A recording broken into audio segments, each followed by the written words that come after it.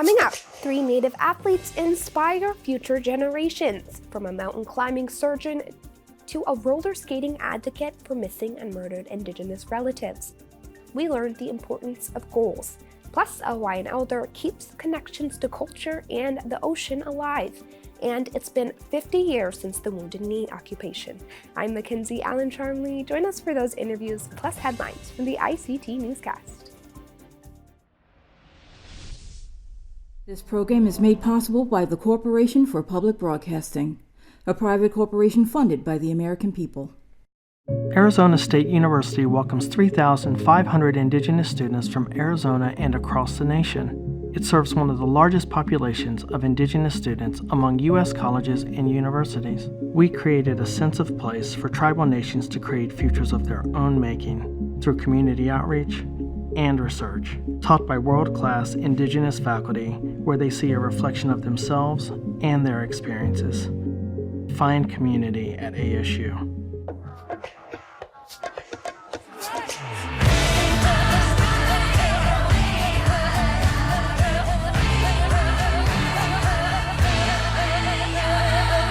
This is the ICT Newscast with Aaliyah Chavez.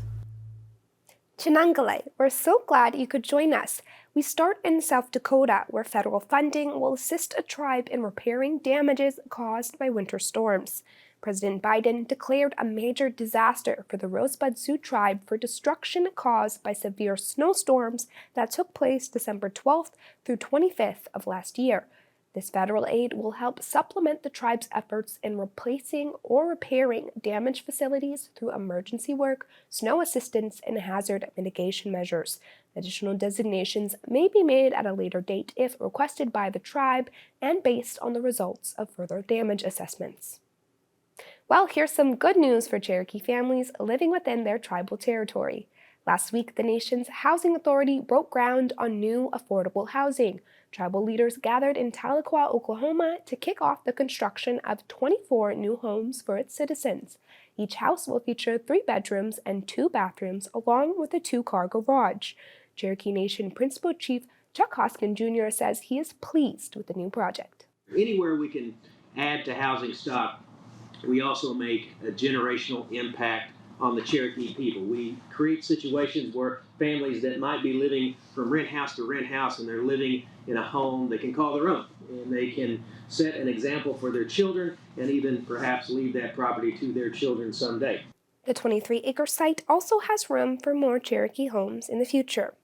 In Canada, a $500,000 feasibility study is being announced to search landfills for women's remains in the Winnipeg, Manitoba area. At one site, family members of a missing Indigenous woman have set up camp, and they say they aren't moving until their relative is found. Miles Morso has this report. Red dresses are hung all along the stretch of fencing surrounding the Brady landfill. It has been over 50 days, and Camp Morgan is continuing its occupation at the site. Camp creators say they want to bring attention to the crisis of missing and murdered Indigenous women and girls. The camp is named after Morgan Harris, who, along with 3 other Native women, were murdered, dismembered, and dumped at landfills. Saugeen First Nation citizen Trey Delaron has been holding down a shift at Camp Morgan every day since the beginning. December 11th here doing blockades. We're blocking commercial traffic, garbage traffic from coming in. We took over the whole main roads that were here leading in. Blocked them off with our cars. Nobody was getting through. We told them to turn around. This was in support because of our women that were laying up in the landfill there. The Brady landfill is operating while the federal-funded Search Feasibility Study Committee makes plans to possibly enter the site. The committee, which has $500,000 in federal funds, includes First Nation leaders, family members of the missing, and local police. Cambria Harris is the daughter of Morgan Harris and has been a leading voice to begin searching for all victims. Harris says she supports the feasibility study to search Prairie Green landfill and continues to advocate for a search at Camp Morgan. How many of our women and just missing people are there? Not only in the Brady, the Prairie Green, but across Canada. And that's what haunts me, and that's what I think is very important about Camp Morgan. It's about sending a broader message that Canada is a it's a giant graveyard. And if we're not finding our women, then where are they? And we better start looking. On February 10th, Assembly of Manitoba Grand Chief Kathy Merrick said the Prairie Green landfill search could begin as early as April. In Winnipeg, Manitoba, Canada, Miles Morisseau, ICT News. Well, that change of one word in a song is causing a stir on social media. Julie Black sang the Canadian anthem at the NBA All-Star Game, but the Toronto-based singer changed the opening lyrics to highlight what she calls the true history of Indigenous people. She tells the BBC that our home and native land is a lie. Our home on native land is the truth. That small one-word shift, a nod to Indigenous rights, generated a very big impact. Our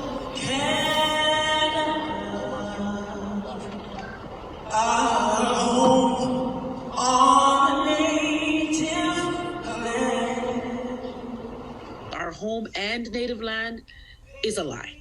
Our home on native land is the truth.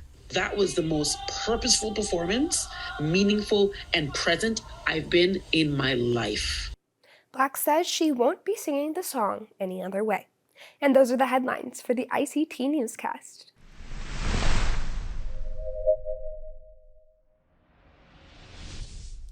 A Lakota surgeon from Cheyenne River in South Dakota has plans to be the first Native American to summit Mount Everest. Jacob Weasel has already successfully climbed notable peaks from Mount Rainier to Kilimanjaro. ICT's editor-at-large, Mark Trahan, has this interview. Going through my medical training, never really had time to focus on any of those aspects. When you have a family and, I have a wife and 3 kids, and going through undergrad and medical school and residency, that's 13 years of my life that was pretty much devoted to my studies. But I remember having a discussion with one of my professors who became a close friend in undergrad, and he had tried to summit Mount Rainier during our summer break. And I came back from the break and he told me all about it, and it really piqued my interest. So that was always kind of in the back of my mind as I went through my training. And then after completing my residency in surgery and establishing myself in my practice, it freed up some time for me to explore some of these other passions, and went out to Mount Rainier in Washington, was successful on that climb, really just fell in love with the mountains. And one thing led to another from there, and was able to go down to Ecuador and climb peaks, and then Kilimanjaro. And never really would have anticipated that Everest would have been on my list. And that's kind of another story in itself that led to my desire to be the first Lakota to climb Mount Everest. This is fascinating. Can you tell us what goes through in terms of both preparation and just some of the experiences that you have to prepare for in mountain climbing? Yeah, I think that you can only prepare up to a certain point. But the thing that I love about mountaineering is, whether it be an expedition that lasts several days or weeks, or in this instance, several months, it ends up becoming kind of a microcosm of life, included with all the challenges and kind of the joys and the ups and the downs that we experience. And so whether it's the relationships that you develop or the meals that you share with people that you develop this bond with, and the struggles that you encounter and experiencing challenge after challenge, or whether it's, sharing the joy of triumph, or kind of the sorrow of defeat, those are all things that you share on a mountain with people that you come to develop a close relationship with. And it really serves as kind of a microcosm of what life is kind of about. But as far as preparing, it's very, it's not dramatic. And I have people ask me this question all the time, as far as what it is that you do to prepare for something like this. And I really just want to take a video of me on a stair stepper at the gym, taking one step after another, because that's all that it is. And it's nothing glamorous. There's nothing sexy or fabulous about it. It's just a lot of work. But again, that's one of the things that I love about it, because going through my medical training, I felt the same way. And no matter how hard it feels or how badly you want to give up, just taking it one step at a time. And I was on Denali.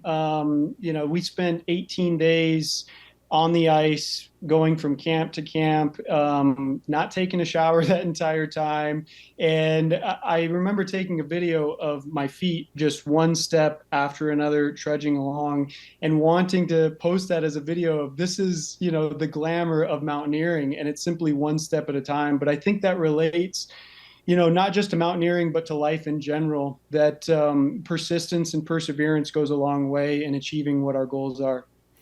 That one step of a time, I mean, it's really important as a lesson for young people. And whether it's 13 years to prepare to be a surgeon or a few months to prepare for mountain climbing, how do you talk to young people about the importance of goals and then reaching those goals?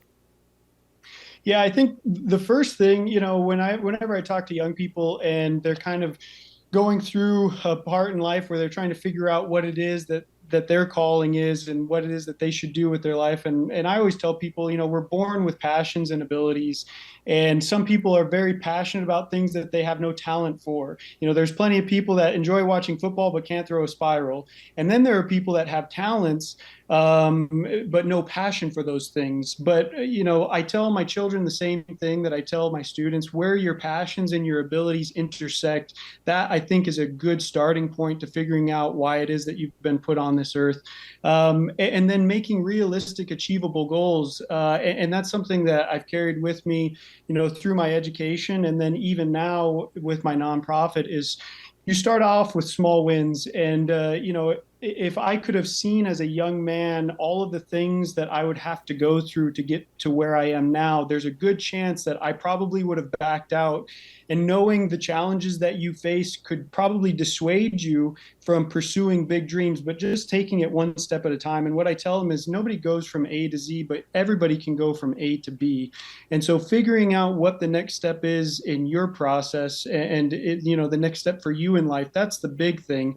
And building on small successes eventually leads to larger success. So, it's the same with mountaineering. Nobody goes from the couch to climbing Mount Everest overnight.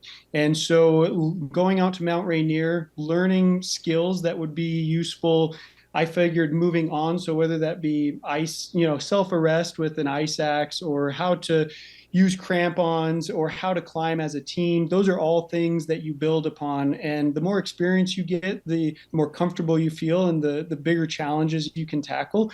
But taking it one step at a time and having achievable goals is kind of the key in mountaineering as in life. That was Dr. Jacob Weasel. A roller derby skater is raising awareness for missing and murdered Indigenous relatives.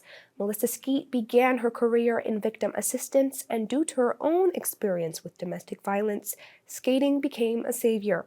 In 2021, she skated 192 miles across the Navajo Nation. Last week, I asked her about the experience. It definitely brought a lot of healing to those on the Navajo Nation, but those who were watching it from around the world. But it brought healing to myself as well, and I have to say it was, of course, one of the most challenging things I've ever committed myself to. So, but what prompted me to do it was so Daisy Purdy is another skater, roller derby skater, and she had roller skated 2,000 miles. A year before I did the 192 mile skate. And I told myself, I said, I want to do that. I want to do exactly what she just did. I want to do something, like she did, because she did it for another different cause. So MMIW was something that needed to be spread across the entire world even more and even further. So I wanted to bring forward more of awareness to missing and murdered Indigenous women. And now it's, looking more into missing and murdered Indigenous persons. And that includes the LGBTQ. So that's, trans relatives, two-spirit relatives as well. You partner with nonprofits in raising awareness through skating. What is your next venture involved with this? So this whole month, I am hosting it's a 5K virtual event. So anybody can sign up. You can run, walk, bike, roller skate, anything that brings you out in the outdoors to get with just be with the Creator, be with Mother Nature, and just get out and just, a part of the healing process as well. So that is going on all of this month. Donations and proceeds are actually going to Native Hope, and they are a nonprofit Indigenous organization. And next year, I will be doing a great skate, which will be I'll be roller skating across the nation. Goodness, I'm curious, what made you want to get into skating and have a love for skating to begin with? It was roller derby. I had actually had a really close friend of mine who I met when I was starting out my career in victim assistance, and she was an attorney. She was in roller derby. She would show up to our, she would show up to work. She was just in her business suit outfit, and then she had just different color hair, different colored nails. And I was kind of like, what does she do outside of work? So she invited me to one of her roller derby bouts, which is, they call it bouts, but they're games. And I was able to attend one of them. And I said to myself, this is amazing. I really want to do this. So I decided I tried out. It was a long process, training process, and I earned my roller derby name, which is Skeet Fighter. And that is what I use for my awarenesses as well. And I just fell in love with the family dynamics of these individuals within the sport. And they were just such empowering individuals, and they just gave you so much strength. You show up at the door at the track, and you literally forget any stress from the outside of that, and you just focus. All you do is focus on roller skating that day with your best friends, with your family. If anything, you've shown that it's possible to raise awareness on important issues through any form or activity.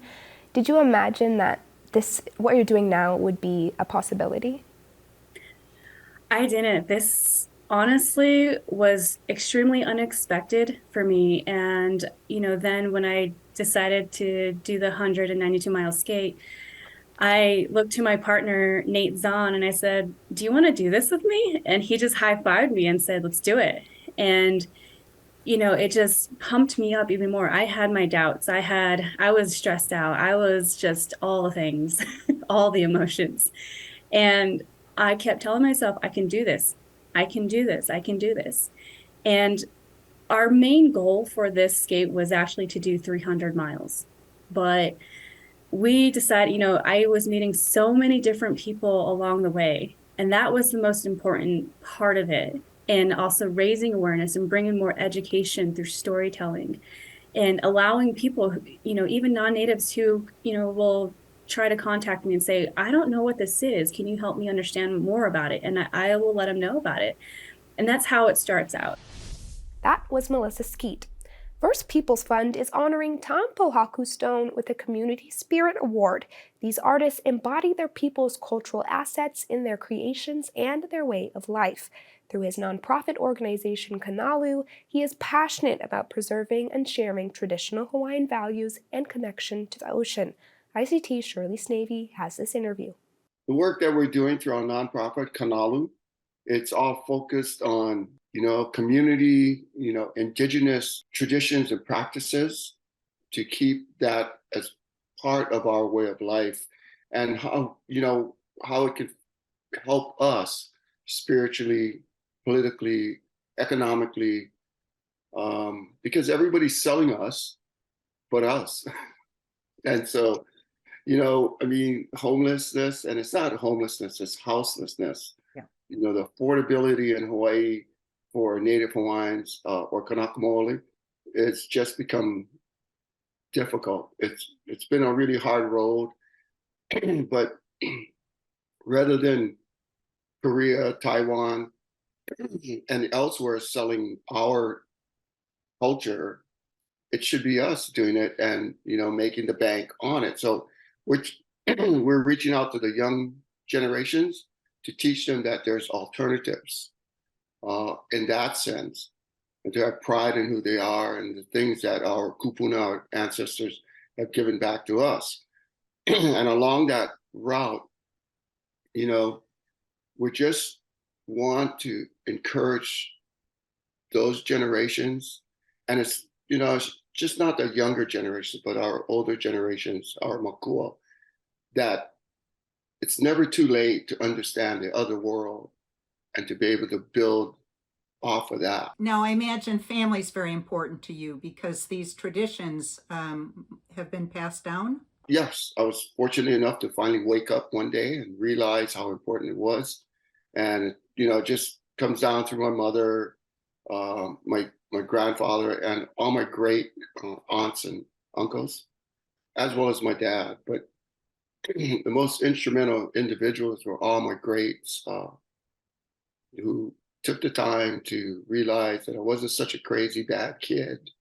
I was actually had to find my pathway, and I found my pathway, and they gave me acknowledgement. And so prior to all their passings, right? So it's something I hope to leave behind with my family, my children, my grandchildren as well, and onwards.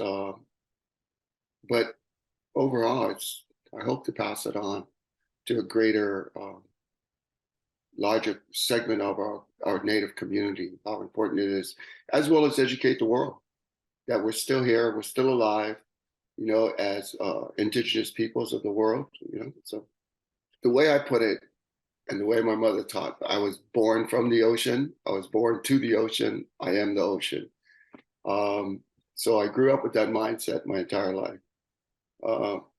Surfing is just part of that, but it's one that I embraced as my entire life. I was born to surf, but going from contemporary surfing backwards to traditional was a pivotal point in my life, and it laid the foundation for my academic journey. I just remembered my grandfather's stories and what he was training me to do, and I just embraced that and began riding and building. And the sled here in Hawaii is a little bit different than any place else in the world, because over here, traditionally it's done on like lava rock, and we build these great slides, and it goes zooming down them at about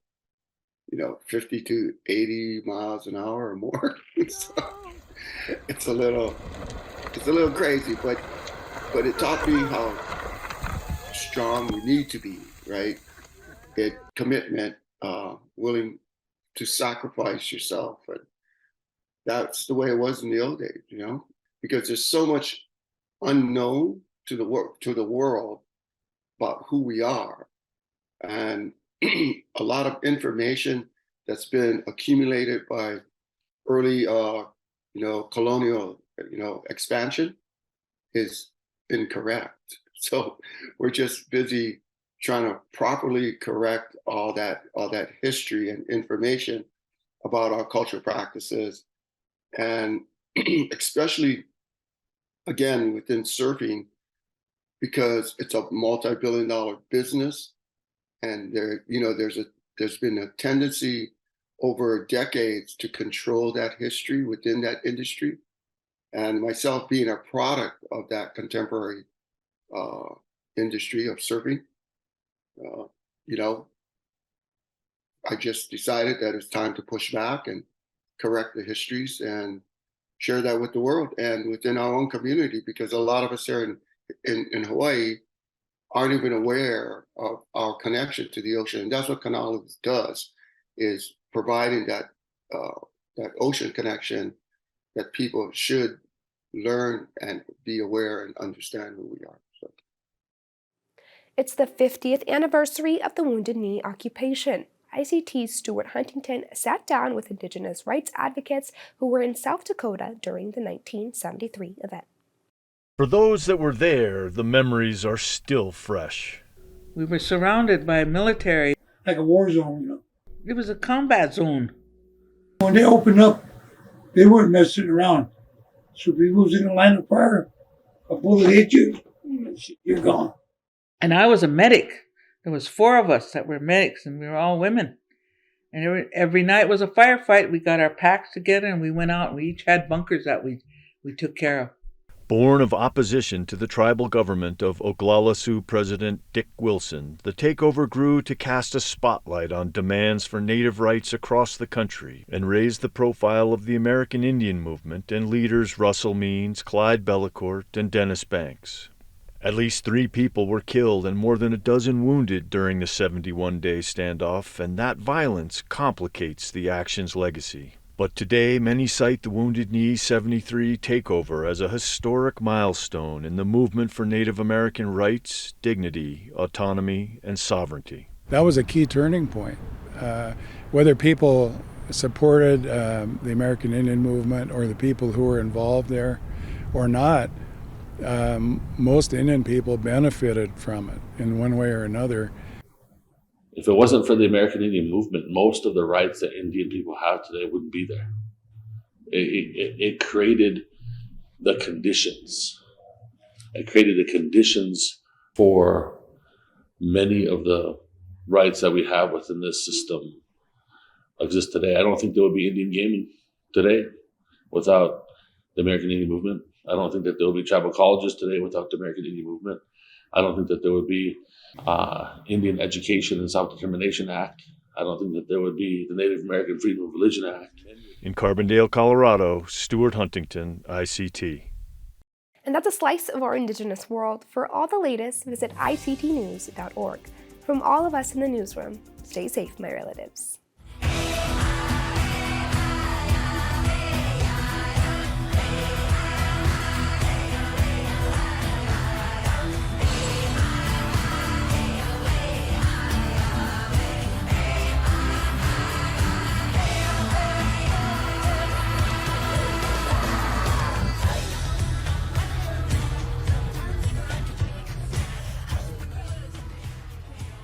This program is made possible by the Corporation for Public Broadcasting, a private corporation funded by the American people.